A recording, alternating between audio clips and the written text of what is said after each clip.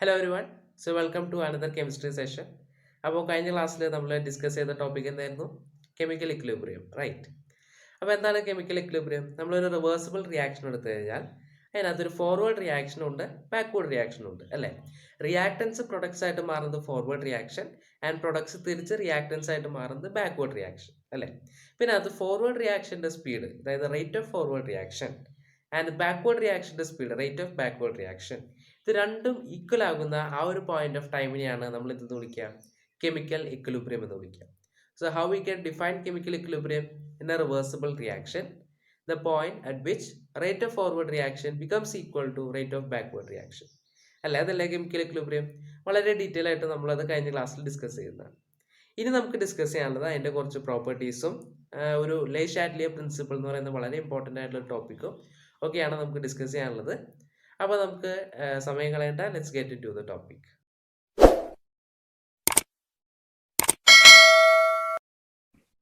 So moving on to the next topic, characteristics of chemical equilibrium. Okay, എന്തൊക്കെയാണ് chemical ഇക്വിലിബ്രിയത്തിന്റെ characteristics നോക്കാം. First one എന്താണ്? At equilibrium both the reactants and the products coexist. Equilibrium സ്റ്റേറ്റില് reactants മാത്രമോ അല്ലെങ്കിൽ products മാത്രമോ അല്ല, റിയാക്ടൻസും ഉണ്ടാവും അതുപോലെ തന്നെ പ്രോഡക്ട്സും ഉണ്ടാവും. ഫോർ എക്സാമ്പിൾ പറയുകയാണെങ്കിൽ നമ്മളൊരു കെമിക്കൽ റിയാക്ഷൻ സ്റ്റാർട്ട് ചെയ്യുന്ന സമയത്ത് അവിടെ എന്താണ്? റിയാക്ടൻസ് മാത്രമേ ഉണ്ടാവുള്ളൂ. അതായത് ടൈം 0 ആയിരിക്കുന്ന സമയത്ത് അല്ലെങ്കിൽ റിയാക്ഷൻ സ്റ്റാർട്ട് ചെയ്യുന്ന സമയത്ത് അവിടെ റിയാക്ടൻസ് മാത്രമേ ഉള്ളൂ. അതുപോലെ തന്നെ ടൈം അല്ലെങ്കിൽ ഫിനിഷ് ആവുന്ന സമയത്ത് അല്ലെങ്കിൽ ആ കെമിക്കൽ റിയാക്ഷൻ കഴിഞ്ഞ് കഴിയുമ്പോൾ എന്താണ്? അവിടെ പ്രോഡക്ട്സ് മാത്രമേ ഉണ്ടാവുള്ളൂ. എന്നാൽ ഇക്വിലിബ്രിയം സ്റ്റേറ്റിൽ എന്താണ്? റിയാക്ടൻസും ഉണ്ട് അതുപോലെ തന്നെ പ്രോഡക്ട്സും ഉണ്ട്. അതാണ് പറഞ്ഞത് at equilibrium both the reactants and the products co exist. Okay, അടുത്ത പോയിന്റ് എന്താ നോക്കാം. The rates of forward and backward reactions becomes equal at equilibrium. അതെന്താ? കെമിക്കൽ ഇക്വിലിബ്രിയത്തിന്റെ ഡെഫിനിഷൻ ആണ് ആ പോയിന്റിൽ പറയുന്നത്. Rate of forward reaction becomes equal to rate of backward reaction. First point പറഞ്ഞാൽ എന്താ? ഇക്വിലിബ്രിയം സ്റ്റേറ്റിൽ റിയാക്ടൻസും ഉണ്ടാവും അതുപോലെ തന്നെ പ്രോഡക്ട്സും ഉണ്ടാവും. ആൻഡ് സെക്കൻഡ് പോയിന്റ് പറഞ്ഞാൽ എന്താ? Rate of forward reaction becomes equal to rate of backward reaction. Okay, third point എന്താ? Chemical equilibrium is dynamic at molecular level. Molecular ലെവലില് കെമിക്കൽ ഇക്വിലിബ്രിയം എന്താണ്? ഡൈനാമിക് ആണ്. Okay, then last point, chemical equilibrium is attained in closed systems. അതായത് അടച്ചു വെച്ച system, closed സിസ്റ്റത്തിൽ മാത്രമേ chemical equilibrium ഉണ്ടാവുകയുള്ളൂ. ഓക്കെ, അതിനകത്ത് സിസ്റ്റം എന്ന് പറഞ്ഞാൽ എന്താണ്? സിസ്റ്റം രണ്ട് ടൈപ്പ് ഉണ്ട്, ഓപ്പൺ സിസ്റ്റം അതുപോലെ തന്നെ ക്ലോസ്ഡ് സിസ്റ്റം. ഓക്കെ, ഇതൊക്കെ നിങ്ങൾ വളരെ ഡീറ്റെയിൽ ആയിട്ട് തന്നെ +1 പഠിക്കുന്ന ടോപ്പിക്സ് ആണ്. +1 കെമിസ്ട്രിയിൽ പഠിക്കുന്ന ടോപ്പിക്സ് ആണ്. സിസ്റ്റം എന്താണ്, സറൗണ്ടിങ് എന്താണ്, രണ്ട് ടൈപ്പ് സിസ്റ്റം, ഓപ്പൺ ക്ലോസ്ഡ് ഒക്കെ. അപ്പൊ അതുകൊണ്ട് ഇപ്പൊ നിങ്ങൾ എത്ര അറിഞ്ഞിരിക്കുക? ക്ലോസ്ഡ് സിസ്റ്റത്തിൽ മാത്രമേ എന്താണ് കെമിക്കൽ ഇക്വിലിബ്രിയം ഉണ്ടാവുകയുള്ളൂ. ഡീറ്റെയിൽസ് ഒക്കെ നിങ്ങൾ ഹയർ ക്ലാസ്സസിൽ പഠിക്കും.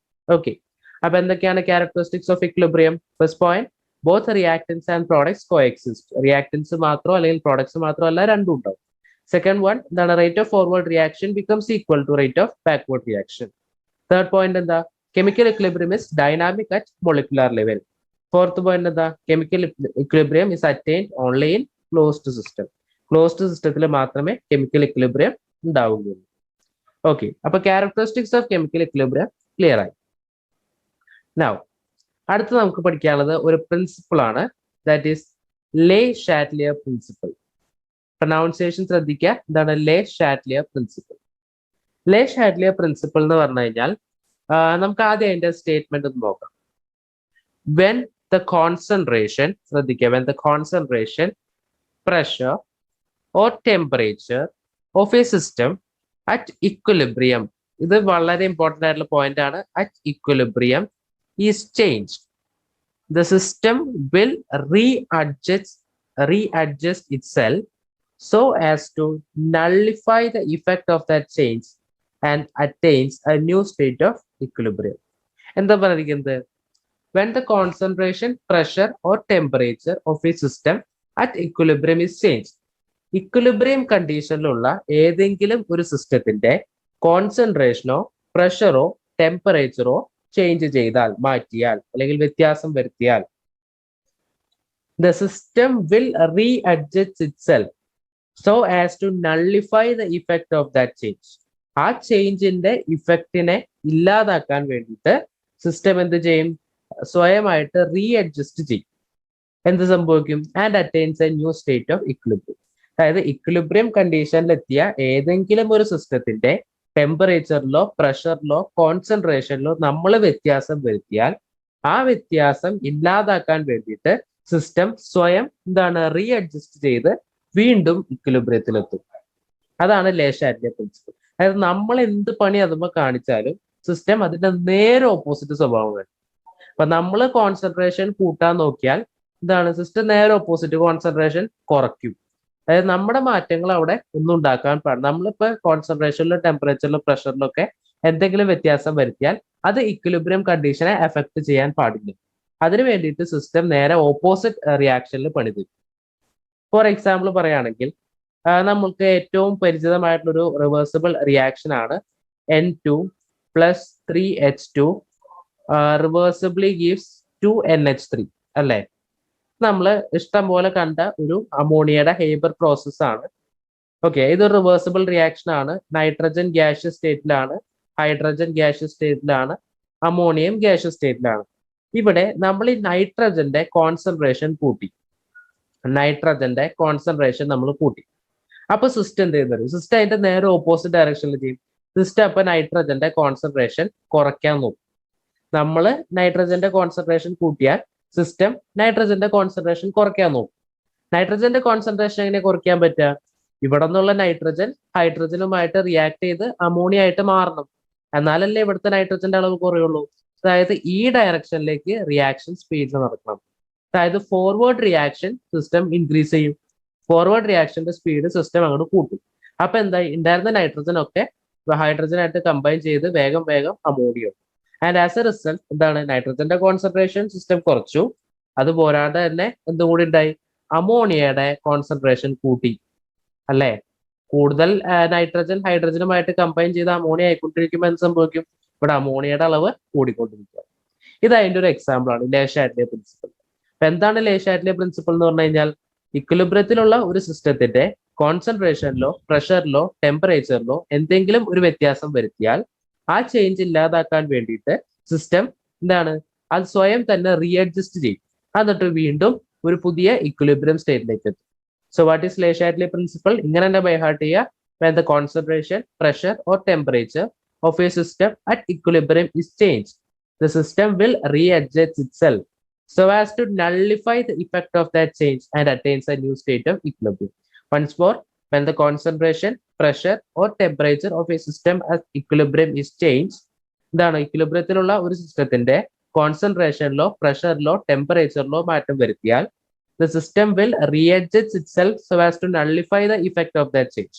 ആ ചേഞ്ച് ഇല്ലാതാക്കുന്നതിന് വേണ്ടിയിട്ട് സിസ്റ്റം സ്വയം റീഅഡ്ജസ്റ്റ് ചെയ്യും and attains A new state of equilibrium. എന്നിട്ട് പുതിയ ഒരു ഇക്വിലിബ്രിയം സ്റ്റേറ്റിലെത്തും. അതായത് നമ്മൾ എന്ത് പണിയാണോ കാണിക്കുന്നത് അതിന്റെ നേരെ ഓപ്പോസിറ്റ് പണി സിസ്റ്റം കാണിക്കും. നമ്മൾ നൈട്രജന്റെ കോൺസെൻട്രേഷൻ കൂട്ടാൻ നോക്കിയാൽ സിസ്റ്റം അപ്പം നൈട്രജന്റെ കോൺസെൻട്രേഷൻ കുറയ്ക്കാൻ നോക്കും. നൈട്രജന്റെ കോൺസെൻട്രേഷൻ എങ്ങനെ കുറയ്ക്കുക? ഇവിടെ ഈ നൈട്രജൻ ഹൈഡ്രജനുമായിട്ട് കമ്പൈൻ ചെയ്യണം, ഇങ്ങനെ റിയാക്ട് ചെയ്ത് പോയിക്കൊണ്ടിരിക്കണം. അതായത് ഫോർവേഡ് റിയാക്ഷന്റെ റേറ്റ് ഇൻക്രീസ് ചെയ്യും. ഫോർവേഡ് റിയാക്ഷൻ ഇൻക്രീസ് ചെയ്യാന്ന് പറഞ്ഞാൽ എന്താ? കൂടുതൽ കൂടുതൽ അമോണിയ ഉണ്ടായിക്കൊണ്ടിരിക്കുക, അമോണിയയുടെ കോൺസെൻട്രേഷൻ കൂടും. ഓക്കെ, അപ്പൊ ഇത് ഇനി ഈ ഒരു കാര്യമാണ് നമ്മൾ ഡീറ്റെയിൽ ആയിട്ട് കാണാൻ പോകുന്നത്. ഇപ്പൊ ഞാനിവിടെ പറഞ്ഞത് നമ്മൾ കോൺസെൻട്രേഷനിൽ മാറ്റം വരുത്തിയ കാര്യം അല്ലെ? ഹേബർ പ്രോസസ്സിൽ നമ്മൾ കോൺസെൻട്രേഷനിൽ വ്യത്യാസം വരുത്തി. ഇനി നമുക്ക് ഈ ചാപ്റ്റർ പഠിക്കാനുള്ളത് എന്താ വെച്ച് കഴിഞ്ഞാൽ ഇക്വിലിബ്രിയത്തില് കോൺസെൻട്രേഷന്റെ ഇഫക്റ്റ് എന്താണ്, പ്രഷറിന്റെ ഇഫക്റ്റ് എന്താണ്, ടെമ്പറേച്ചറിന്റെ ഇഫക്റ്റ് എന്താണെന്നുള്ളത്. ഓക്കെ, അപ്പൊ നമുക്ക് ഡീറ്റെയിൽ ആയിട്ട് തന്നെ ആദ്യം കോൺസെൻട്രേഷന്റെ ഇഫക്റ്റിലേക്ക് വരാം. ബിഫോർ ദാറ്റ് നമുക്ക് ഈ ഭാഗത്ത് ഒരു ചോദ്യം ഉണ്ട്. എന്താണെന്നോ? ഈ ഗ്രാഫ് വളരെ ഫെമിലിയർ ആണ് അല്ലെ? എന്താണ് നമ്മുടെ കെമിക്കൽ ഇക്വിലിബ്രിയം പഠിച്ചപ്പോൾ നമ്മൾ കണ്ട ഗ്രാഫാണ്. Okay, consider the following graph of reversible reaction and answer the following questions. First one, identify and write the reactions C and B. ഇത് ഞാൻ വിത്ത് ആൻസർ ആണ് ഈ ഗ്രാഫോടെ കാണിച്ചിരിക്കുന്നത്. ഓക്കെ, അതായത് ക്വസ്റ്റ്യനിൽ ഇത് എഴുതിയിട്ടില്ല. എന്നിട്ട് നമ്മളോട് ചോദിച്ചിരിക്കുന്നത് ഈ സിയും ബിയും ഏതൊക്കെ റിയാക്ഷൻസ് ആണെന്ന് ഐഡന്റിഫൈ ചെയ്യാനാണ്. എങ്ങനെ ഐഡന്റിഫൈ ചെയ്യാം? ടൈം 0 ആയിരുന്ന സമയത്ത്, റിയാക്ഷൻ തുടങ്ങിയ സമയത്ത് ഏറ്റവും മാക്സിമം ഉള്ളത് ആരായിരിക്കും അല്ലെ? Reactants to products. ഇതല്ലേ എങ്ങനെയല്ലേ റിയാക്ഷൻ നടക്കുക? റിയാക്ടൻസ് പ്രോഡക്ട്സ് ആയിട്ട് മാറിക്കൊണ്ടിരിക്കും. ഇപ്പൊ റിയാക്ഷൻ തുടങ്ങിയ സമയത്ത് ഏറ്റവും കൂടുതൽ ഉണ്ടാവുന്നത് ആരാ? റിയാക്ടൻസ് ആണ്. റിയാക്ഷൻ പോകുന്നതിനനുസരിച്ച് എന്താണ് അതിന്റെ അളവ് കുറഞ്ഞു കുറഞ്ഞു വരും. അതായത് ഇതെന്താണ്? ഇത് ഫോർവേഡ് റിയാക്ഷന്റെ റേറ്റ് ആണ്. Forward reaction, reactants to products, forward reaction. ഇതാണ് ടൈം കൂടുന്നതിനനുസരിച്ച് കുറഞ്ഞു കുറഞ്ഞു വരാം. ആൻഡ് ബാക്ക്വേർഡ് റിയാക്ഷൻ അപ്പൊ ഏതായിരിക്കും? ഇതായിരിക്കും. ബാക്ക്വേർഡ് റിയാക്ഷൻ അതിനെ മനസ്സിലാക്കുക. റിയാക്ഷൻ തുടങ്ങിയ സമയത്ത് ഒന്നുമില്ല, പതുക്കെ പതുക്കെ അതിന്റെ റേറ്റ് കൂടി കൂടി വരുന്നു അല്ലെ? ഒരു കെമിക്കൽ റിയാക്ഷൻ തുടങ്ങി, ആദ്യം റിയാക്ടൻസ് ആണ് ഉള്ളത്, റിയാക്ടൻസ് പ്രോഡക്ട്സ് ആയിട്ട് മാറും. അതിനുശേഷമാണ് കുറച്ചു നേരം കഴിയുമ്പോഴാണ് പ്രോഡക്ട്സ് തിരിച്ച് റിയാക്ടൻസ് ആവുക. അപ്പൊ എപ്പോഴും ഫോർവേഡ് റിയാക്ഷന്റെ റേറ്റ് കുറഞ്ഞു കുറഞ്ഞു വരും, ബാക്ക്വേർഡ് റിയാക്ഷന്റെ റേറ്റ് കൂടി കൂടി വരും. ഓക്കെ, ഇങ്ങനെ തന്നെ പഠിച്ചു വെക്കുക. ഫോർവേഡ് റിയാക്ഷൻ ഇനീഷ്യലി കൂടുതലായിരിക്കും, പിന്നെ കുറഞ്ഞു കുറഞ്ഞു വരും. ബാക്ക്വേർഡ് റിയാക്ഷൻ എന്താണ്? ടൈമിനനുസരിച്ച് കൂടി കൂടി വരും. ഓക്കെ, ബി പാർട്ട് എന്താണ്? Identify the point at which the rates of forward and backward reaction becomes equal. Forward റിയാക്ഷന്റെ ബാക്ക്വേർഡ് റിയാക്ഷന്റെയും റേറ്റ് ഈക്വൽ ആവുന്ന പോയിന്റ് ഏതാണ്? ദിസ് പോയിന്റ് ഏതാണ്? പോയിന്റ് എ അല്ലെങ്കിൽ ഇക്വിലിബ്രിയം സ്റ്റേറ്റ്. മനസ്സിലായ ക്വസ്റ്റ്യൻ? ഇത് ഉറപ്പുള്ള ക്വസ്റ്റ്യൻ ആണ്. ഫോർവേഡ് റിയാക്ഷനും ബാക്ക്വേർഡ് റിയാക്ഷനും ഇക്വിലിബ്രിയം സ്റ്റേറ്റ് ഐഡന്റിഫൈ ചെയ്യാം. കുറഞ്ഞു കുറഞ്ഞു വരുന്നത് ഫോർവേഡ് റിയാക്ഷൻ, കൂടി കൂടി വരുന്നത് ബാക്ക്വേർഡ് റിയാക്ഷൻ, ആൻഡ് ഒരേ ലെവലിലേക്ക് എത്തിപ്പറ്റ പോകുന്നത് ഇക്വിലിബ്രിയം സ്റ്റേറ്റ്. ഓക്കെ അല്ലേ? ഒരു ക്വസ്റ്റ്യൻ കൂടി. Write any two characteristics of chemical equilibrium. നമ്മളിപ്പോ പറഞ്ഞതാണല്ലോ. എന്തായിരുന്നു ഫസ്റ്റ് പോയിന്റ് എന്ന് പറഞ്ഞു കഴിഞ്ഞാൽ? നമ്മൾ പറഞ്ഞത് റിയാക്ടൻസും അതുപോലെ തന്നെ പ്രോഡക്ട്സും കോഎക്സിസ്റ്റ് ചെയ്യും, രണ്ടാളുണ്ടാവും. രണ്ടാമത് പറഞ്ഞത് rate of forward reaction becomes equal to rate of backward reaction. പിന്നെ പറഞ്ഞ എന്താണ്? ഡൈനാമിക് കെമിക്കൽ ഇക്വിലിബ്രിയം എന്ന് പറയുന്നത് എന്താണ്? ഡൈനാമിക് അറ്റ് മോളിക്കുലാർ ലെവലാണ്. നാലാമത് പറഞ്ഞ കാര്യം എന്താണ്? കെമിക്കൽ ഇക്വിലിബ്രിയം എപ്പോഴും ഒരു ക്ലോസ്ഡ് സിസ്റ്റത്തിൽ മാത്രമേ നമുക്ക് അറ്റൈൻ ചെയ്യാനായിട്ട് പറ്റൂ. ഓക്കെ അല്ലേ? ഇതൊക്കെ നമുക്ക് സ്ഥിരം വരുന്ന ക്വസ്റ്റ്യൻസ് ആണ്, ഇത്തവണയും എക്സ്പെക്ട് ചെയ്യാവുന്ന ക്വസ്റ്റ്യൻസ് തന്നെയാണ്. ഓക്കെ, നൗ ഇനി നമ്മൾ നമ്മുടെ മെയിൻ ഒരു കോർ ടോപ്പിക്കിലേക്ക് വരാണ്. Influence of concentration on equilibrium. ഇക്വിലിബ്രിയത്തിലെ കോൺസെൻട്രേഷന്റെ ഇൻഫ്ലുവൻസ് എന്താണെന്ന് നമ്മൾ എടുക്കുന്ന ഇക്വേഷൻ നേരത്തെ പറഞ്ഞത് തന്നെയാണ്. Haber process N2 + 3H2 reversibly gives 2NH3. Okay, അപ്പൊ ആദ്യം നമ്മൾ ചെയ്യുന്നത് we are increasing the concentration of nitrogen. അത് നേരത്തെ പറഞ്ഞു അല്ലെ? എന്താണ്? On increasing the concentration of reactants. Nitrogen എന്ന് പറഞ്ഞു കഴിഞ്ഞാൽ റിയാക്ടൻസ് ആണല്ലോ. നമ്മൾ റിയാക്ടൻസിന്റെ കോൺസെൻട്രേഷൻ കൂട്ടാൻ നോക്കും. അപ്പൊ എന്താണ്? System will try to decrease the concentration of reactants അല്ലെ? On increasing the concentration of reactants, system tries to decrease the concentration of reactants. എങ്ങനെയാണ് ഈ സൈഡിലെ റിയാക്ടൻസിന്റെ അളവ് കുറയ്ക്കുക? അതായത് ഈ റിയാക്ടൻസ് കൂടുതലും പ്രൊഡക്റ്റ് ആയിട്ട് മാറണം. ഈ ഡയറക്ഷനിലേക്ക് കെമിക്കൽ റിയാക്ഷൻ സ്പീഡിൽ നടക്കണം. എന്നാലാണ് ഇവിടെ ഉള്ളവരുടെ അളവ് കുറയുള്ളൂ അല്ലെ? എങ്ങനെയാണ്? By increasing. So system tries to decrease the concentration of reactants by increasing the rate of forward reaction. Forward റിയാക്ഷന്റെ റേറ്റ് കൂട്ടും. ആൻഡ് ഫോർവേഡ് റിയാക്ഷന്റെ റേറ്റ് കൂട്ടിയാൽ എന്ത് സംഭവിക്കും? ഇവിടെ ഉള്ള പ്രൊഡക്റ്റിന്റെ അളവ് കൂടും, കോൺസെൻട്രേഷൻ ഓഫ് പ്രോഡക്റ്റ് ഇൻക്രീസസ്. അപ്പോ റിയാക്ടൻസിന്റെ കോൺസെൻട്രേഷൻ നമ്മൾ കൂട്ടിയാൽ എന്ത് സംഭവിക്കും? നമ്മൾ റിയാക്ടൻസിന്റെ കോൺസെൻട്രേഷൻ കൂട്ടാൻ നോക്കിയാൽ സിസ്റ്റം റിയാക്ടൻസിന്റെ കോൺസെൻട്രേഷൻ കുറയ്ക്കാൻ നോക്കും. എങ്ങനെ? ഇവിടുത്തെ കോൺസെൻട്രേഷൻ കുറയണമെങ്കിൽ ഇവിടെ നിന്ന് അങ്ങോട്ടേക്ക് ഈ ഡയറക്ഷനിൽ കെമിക്കൽ റിയാക്ഷൻ നടക്കണം. അതായത് it favours forward reaction and as a result concentration of product increases. Okay അല്ലേ? ഇനി അടുത്ത സെറ്റ് എന്താ നോക്കാം. അടുത്ത സെറ്റില് നമ്മൾ എന്ത് മാറ്റാണ് വരുത്താൻ പോണേന്ന് നമുക്ക് നോക്കാം. ഓക്കെ, ആദ്യം നമുക്ക് അപ്പൊ ഇത്രയും ഭാഗം ക്ലിയർ ചെയ്ത് കളയാം. Okay, on increasing the concentration of the product. Okay, പ്രോഡക്റ്റിന്റെ കോൺസെൻട്രേഷൻ കൂട്ടി നോക്കാനാണ് നമ്മൾ പോണത്. ഒരു മിനിറ്റ്, ഞാനൊന്ന് പെൻ എടുത്തോട്ടെ. യെസ്, നമ്മൾ പ്രോഡക്റ്റിന്റെ കോൺസെൻട്രേഷൻ കൂട്ടാൻ നോക്കി. അപ്പൊ സിസ്റ്റം എന്ത് ചെയ്യും? ലേഷാറ്റിലെ പ്രിൻസിപ്പിൾ അനുസരിച്ച് സിസ്റ്റം എന്ത് ചെയ്യും? നേരെ opposite, system will tries to decrease the concentration of the product. ഇനി പ്രോഡക്റ്റിന്റെ കോൺസെൻട്രേഷൻ എങ്ങനെ കുറയ്ക്കുക? പ്രോഡക്റ്റ് റിയാക്ടന്റ് ആയിട്ട് മാറിക്കൊണ്ടിരിക്കണം. ഈ ഡയറക്ഷനിൽ കെമിക്കൽ റിയാക്ഷൻ നടക്കും. അതായത് rate of backward reaction increases.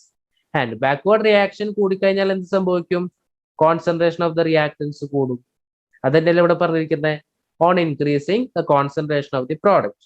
നമ്മൾ പ്രോഡക്റ്റിന്റെ കോൺസെൻട്രേഷൻ കൂട്ടിയാൽ system tries to decrease the concentration of product. System പ്രോഡക്റ്റിന്റെ കോൺസെൻട്രേഷൻ കുറയ്ക്കാൻ നോക്കും. എങ്ങനെ? പ്രോഡക്റ്റിന്റെ കോൺസെൻട്രേഷൻ കുറയണമെങ്കിൽ ഈ ഡയറക്ഷനിൽ കെമിക്കൽ റിയാക്ഷൻ നടക്കും. Rate of backward reaction increases. And backward reaction increase ചെയ്തിട്ട് സംഭവിക്കും റിയാക്ടൻസിന്റെ കോൺസെൻട്രേഷൻ. ക്ലിയർ ആയോ ഈ സ്റ്റേറ്റ്മെന്റ്? ആ ലോജിക്ക് കിട്ടിക്കഴിഞ്ഞാൽ വളരെ സിമ്പിൾ ആണ്. നമ്മൾ എന്ത് ചെയ്യുന്നോ സിസ്റ്റം അതിന്റെ ഓപ്പോസിറ്റ് ചെയ്യും. പിന്നെ അറിയേണ്ട ഒരു കാര്യം എന്താണ്? റിയാക്ടൻസിന്റെ കോൺസെൻട്രേഷൻ കുറയ്ക്കാൻ എന്ത് ചെയ്യണം? റിയാക്ടൻസിന്റെ കോൺസെൻട്രേഷൻ കുറയ്ക്കണമെങ്കിൽ റിയാക്ടൻസ് പ്രോഡക്ട്സ് ആയിട്ട് മാറണം, ഫോർവേഡ് റിയാക്ഷൻ നടക്കണം. ഈ പ്രോഡക്ട്സിന്റെ കോൺസെൻട്രേഷൻ എങ്ങനെ കുറയ്ക്കാം? പ്രോഡക്ട്സിന്റെ കോൺസെൻട്രേഷൻ കുറയ്ക്കണമെങ്കിൽ എന്ത് വേണം? പ്രോഡക്ട്സ് തിരിച്ച് റിയാക്ടൻസ് ആയിട്ട് മാറണം, ബാക്ക്വേർഡ് റിയാക്ഷൻ കൂടണം. ആ ഒരൊറ്റ ലോജിക്കേ നമുക്ക് ഇതിനകത്ത് കിട്ടേണ്ടത്. ഓക്കെ, അടുത്ത സിറ്റുവേഷൻ നോക്കാം. ഓക്കെ, അടുത്ത സിറ്റുവേഷനിൽ എന്താ പറഞ്ഞിരിക്കുന്നത്? ഒന്നും കൂടി എഴുതാല്ലേ equation. N2 plus 3H2 reversibly gives 2NH3. Okay. On decreasing the concentration of the reactants. Yes, reactants in the concentration നമ്മൾ കുറച്ചു. നമ്മൾ റിയാക്ടൻസിന്റെ കോൺസെൻട്രേഷൻ കുറച്ചാൽ സിസ്റ്റം എന്ത് ചെയ്യും? സിസ്റ്റം നോക്കിയിരിക്കോ? ഇല്ല. System will try to increase the concentration of reactants. നമ്മൾ റിയാക്ടൻസിന്റെ കോൺസെൻട്രേഷൻ കുറയ്ക്കാൻ നോക്കിയാൽ സിസ്റ്റം റിയാക്ടൻസിന്റെ കോൺസെൻട്രേഷൻ കൂട്ടാൻ നോക്കും. ഇത് കൂട്ടണമെങ്കിൽ എന്ത് ചെയ്യണം? ഇവിടുന്ന് ആൾക്കാർ ഇങ്ങോട്ട് വരണം, എന്നാലല്ലേ ഇവിടുത്തെ കൂടുള്ളൂ. അതായത് ബാക്ക്വേർഡ് റിയാക്ഷൻ ഇൻക്രീസ് ചെയ്യും. Increase the backward reaction and backward reaction increase ചെയ്ത് സംഭവിക്കും റിയാക്ടൻസിന്റെ അളവ് കൂടും. As a result concentration of reactants increases. ഇവിടെ നോക്കൂ, on decreasing the concentration of the റിയാക്ടൻസിന്റെ കോൺസെൻട്രേഷൻ കുറയ്ക്കുമ്പോൾ system tries to increase the concentration of reactants. System increase ചെയ്യാൻ നോക്കും. എങ്ങനെ?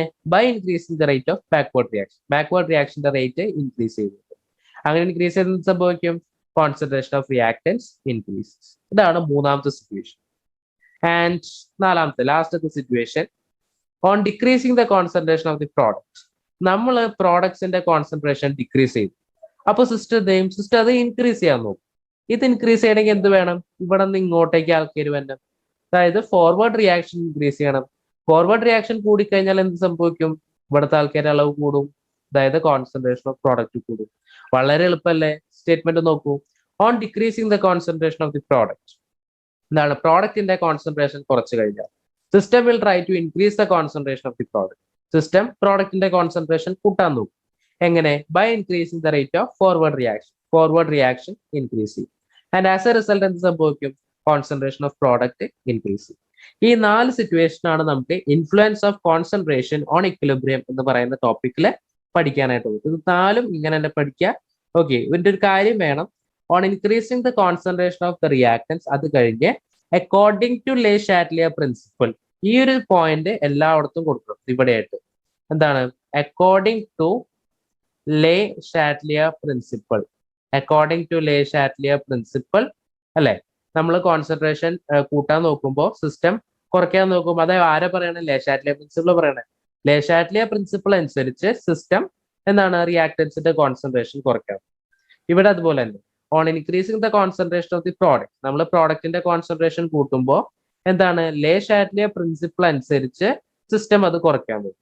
മനസ്സിലായോ? അങ്ങനെ എല്ലായിടത്തും ആ സ്റ്റേറ്റ്മെന്റ് കൊടുക്കണം. According to Le Chatelier principle എന്ന് പറഞ്ഞിട്ട് വേണം ബാക്കിയുള്ള ഭാഗത്തിലേക്ക്.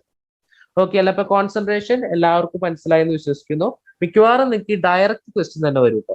N2 + 3H2 ഈ ഇക്വേഷൻ വെച്ച് തന്നെ വരും. അതുകൊണ്ട് അത് വെച്ച് പഠിക്കുന്നത് കുറച്ചുകൂടി നല്ലതായി. ഓക്കെ അല്ലേ? ഇനി അടുത്തൊരു ക്വസ്റ്റ്യൻ ആണ്, പ്രീവിയസ് ഇയർ തന്നെയാണ്. ഓക്കെ, പറഞ്ഞില്ലേ ഇത് വെച്ച് തന്നെ ക്വസ്റ്റ്യൻ വരുള്ളൂ. Consider Haber process. ആ ഒരു കാര്യം അറിയണം, എന്താണ് ഹെയ്ബർ പ്രോസസ്? ഹെയ്ബർ പ്രോസസ് എന്താ? The industrial production of ammonia. എന്താണ് equation? N2 + 3H2 reversibly gives 2NH3. Okay, what will be the effect if ammonia produced is removed continuously from the system? ഇതിൽ നിന്ന് ഉണ്ടാവുന്ന അമോണിയനെ നമ്മൾ ഒഴിവാക്കി കഴിഞ്ഞാൽ, അല്ലെങ്കിൽ അമോണിയനെ കുറച്ച് കഴിഞ്ഞാൽ ഇവിടെ എന്ത് ഇഫക്റ്റ് ആണ് ഉണ്ടാവുക? അപ്പൊ ആ ക്വസ്റ്റ്യൻ നിങ്ങൾ ഒന്ന് ചെയ്തു വെക്കുക. Will discuss in the next class. Okay, അപ്പോൾ അടുത്ത ടോപ്പിക്സ് നമുക്ക് അടുത്ത ക്ലാസ്സിൽ ഡിസ്കസ് ചെയ്യാം. Okay, thank you.